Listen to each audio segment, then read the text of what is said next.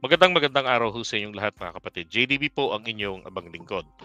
Alright, pag-usapan natin ngayon itong Duterte China, ah, malabo ho kay Trump. Ito nakikita natin dyan. Now, naalala ko kasi dati, nung nag-ausap itong si Duterte tsaka itong si Trump, ganyan, wala naman ako nakita na, o wala namang indication na si Trump ay naging pro-China. Bagkus, ang pagpunta rito ni Trump ay para i-boost yung kanilang military alliance sa ating bansa. Kasi sa mahabang panahon, 'di ba? Yung RPUS Bases Treaty supposedly noong 1991 for ratification, kaya lang hindi po ito naaprubahan, hindi ito pumasa. Dahil po doon sa Magnificent 12 na mga kasama nila Enrile, nila Ernesto Maceda, 'di ba? Na yung iba pang mga senador na hindi po pumirma sa ratification nito. Despite na si Cory Aquino na mismo ang naglabi sa kanila sa Senado pero hindi po nila ito niratipika. Ngayon, nung pagpunta rito ni Donald Trump, ang inaasahan niya naman po ay maging matatag ang relasyon ng Pilipinas. Ito hong sinimulan ni Pinoy, yung Visiting Forces Agreement. Yan ang precursor ng EDCA. Okay? So, kasi si Duterte ay may tendency, alam ko 2018 sila nagkausap niyan eh. May tendency si Duterte na dahil may banta siya, nakakalas ang Pilipinas sa alyansa sa Amerika. So, Trump came here to impose his influence to Duterte. Kasi mga Amerikano, hindi po yan lalakad para sa interes lamang po ng ibang bansa. Primary po nila ang interes ng kanilang bansa. At kung kinakailangan puntahan nila ito personally, ginagawa nila yan, nagpapadala sila ng mga tao nila. Or personally ang presidente nila. Diba? Yung sinasabi nila na close daw si Duterte at saka si Trump. Actually ho, I would say manggagamit si Trump. Okay?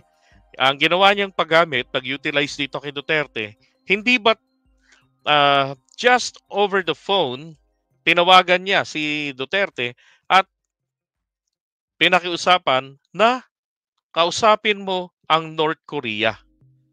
'Di ba? Kasi nga baka magkagulo-gulo. Kasi si Trump hindi pa niya tansya ang kanyang impluwensya doon sa leader na komunista ng North Korea. Hindi pa niya gamay. Kinangangapa pa siya. Kaya, 'di ba, unti-unti nga na unti-unti hanggang sa nagkaharap silang dalawa. Okay? Personal interest or US interest ang inuuna po ng mga Amerikano.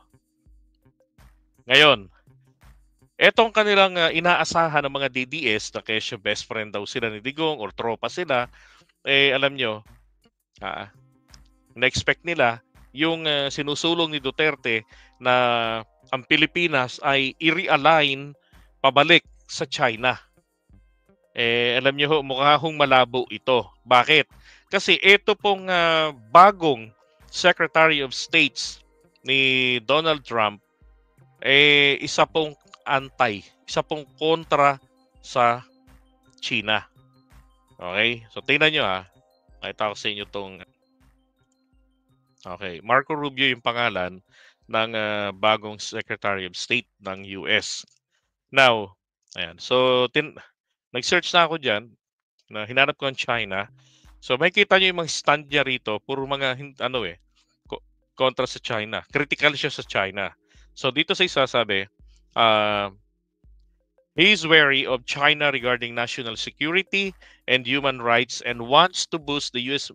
military presence in that region, but hopes for greater economic growth as a result of trading with that country.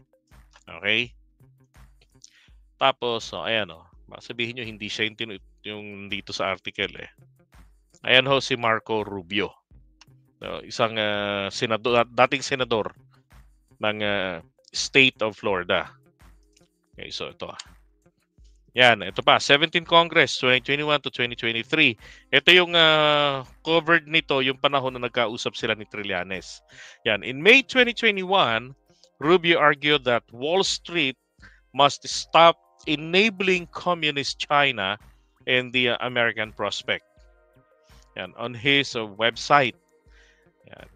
Americans from across the political spectrum should feel emboldened by the growing bipartisan awakening to the threat that the CCP poses to American workers, families, and communities.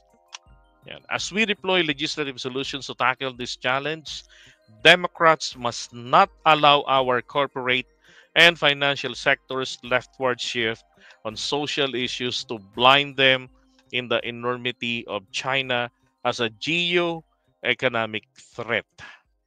Okay, so ito yung inaalala niya. Respeto niya sa China bilang geographical economic threat sa kanila. Okay, ito naman isa, he's wary of China. Then ito yung isa, Wall Street must stop enabling. Yan yung kanina. Okay, and then a useful Hong Kong rebuke China's betrayal of its promises becomes a US political issue. Yan. So marami talagang indication na ito hong si Marco Rubio critical sa China, which is dapat lang naman. 'Di ba? Dapat lang naman. Hindi sila makontrol, hindi sila impluwensyahan ng China kasi meron naman din pong mabigat na na balak sa kanila ang China, 'di ba? Naalala ninyo nagrereklamo si Trump kasi yung mga negosyo ng mga Amerikano na na-outsource sa China, gusto niya maibalik ito sa Amerika. Oh. So ang tanong, ano naman ang paki ng Pilipinas doon? Unang-una, parang pinag-uusapan po natin dito ay yung narratives ng mga DDS na Trump will save Duterte. Paano yun? Tatrabahuin ni Trump na mapatalsik si PBBM sa pwesto para iligtas mula po sa napipintong pagkakakulong, pag-aresto ng ICC, etong kanyang kaibigan. Anyway, si Harry Roque lang naman nagsasabi na close o magkaibigan, magkatropa, etong si Duterte at saka si Trump. Pero ang mas maliwanag po rito, mas malinaw dito, ito hong si Trillanes at saka ito hong si pangalan nito si Marco. Yan si Marco, si Rubio. Yan, Marco Rubio. Yan ang magkakilala. Paano ngayon ito? Di ika nga sakit na naman ho ng kalooban dito ng mga DDS. Diba? Now, tingnan nyo to. Yan, so May 17, 2021, Sonny Trillanes meets with U.S. Senator Marco Rubio, senior member of the U.S. Senate Committees on Foreign Relations and Appropriations in 2017, to discuss our country's common efforts in combating corruption and human rights. Okay. So sabi ni Trillanes diyan, nag-traitor daw ako sa bayan dahil nakipag-usap ako kay U.S. Senator Marco Rubio. Yan, kahit pa sinabi na niya mismo na Philippine-US Alliance, corruption and human rights situation ang pinag-usapan namin. Ano naman ngayon ang tawag sa mga protektor ng isang presidenteng pumatay at nagpapapatay ng mga Pilipino? Mga bayani, pwede ba umayos kayo? Diba? Tama. Ito naman, mga positive comments naman din para kay Trillanes. Ito pa. I would like to confirm that the information that I met with the senior U.S. government officials, to include Senator Marco Rubio, as I mentioned in the tweet of Senator Rubio, we talk about enhancing RPUS relations, corruption, and human rights situation in the country. Unlike the officials of the Duterte administration, I presented only factual information. Besides, you cannot fool the U.S. government. They know what's happening in our country. To be clear, I did not try to stop the state visit of President Trump. Since these things are carefully planned and cannot be stopped on the mere say-so of a Philippine senator. And be assured that I pushed for the interests of our country, but let me emphasize that the interests of our country are not necessarily the same as the interest of Mr. Duterte. Okay, may yan. So, mas mas tawag dito, mas mukhang malabong-malabo ho talaga na mangyari yung kanilang pangarap na ang US ay tutulong sa kanila to save Duterte, okay, from possible or coming imprisonment sa ICC at saka yung pagpapatalsik kay PBBM sa pwesto. Tandaan nyo natin, di ba? Wala hong kudeta rito na nagtagumpay, no, na o destabilization na nagtagumpay nang wala hong tulong ng Amerika. Di ba? Nagkaroon na nga noon yan, kapag-participate pa tayo nung panahon ni Gloria Arroyo. Nilusob namin ng Malacanang pero ano ho nangyari? Lahat kami umuwi na talunan. Di ba? Oh, dahil ang US, nagkataon, nakabackup sa kanya. No? Kasi pag dinalikuran ng US si Gloria noon, ang China nakabackup kay Gloria, dito ang tuwa ang China noon. Di ba? Sabi, nung panahon ni Digong, syempre, ayaw ko kay Trillanes. But now, I'm starting to believe in him. Ako rin po. Diba? Kaya kung nagkita kami ni Trillanes, sabi ko sa kanya, sorry. Sabi ko, I apologize, Sen, kasi tinawag kitang Trililing. 3 beses lang naman yon. Totoo naman, 3 lang. Kasi ako, nag-research ako tungkol sa performance mo. Sino ba itong si Trillanes? Kasi naririnig ko lang naman kako kayo noon sa mga tawag dito, mutiny laban kay Gloria Arroyo during those times. And then, tinignan ko track record niya sa Senado. Aba, outstanding senator pala kayo. Ako. Kaya lang, again, hindi po basta-basta kasi dati makapag-kontra kila Duterte. Nako, talagang, di ba? Kulong nga aabutin pag kinontra mo. Kahit na wala silang kaso, di ba? May mga cases na ganyan, na-dismiss lang yung mga kasong isinampa nila. May lumang picture po niyan, Morilina, na magkasama. Hindi, ganito yan. Kaya sila magkasama noon, magkakilala o magkaibigan possibly, ay yun pong Trump Tower ay pag-aari po yan ng Marcos. Okay, pag-aari yan. Binili yan ni McCoy ng $19 million yung Trump Tower bilang pangregalo kay Imelda. Okay? Kaya magkakilala yan sila. Ang tanong, talaga nga bang nagkabentahan?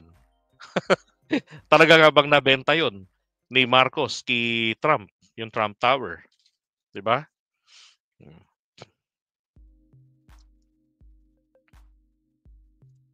Yan, I agree. Wala namang alam sa international politics and diplomacy ang tropa ni Duterte. Nakuha nga niya na pabayaan ang Pilipinas sa West Philippine Sea, di ba? Okay? And again, congratulations or sorry na lang dito sa mga pro Duterte at pro China na naghangad o yung narrative na nga nila na Trump will save Digong. Malabo ho yun. Okay, malabo. Kasi kung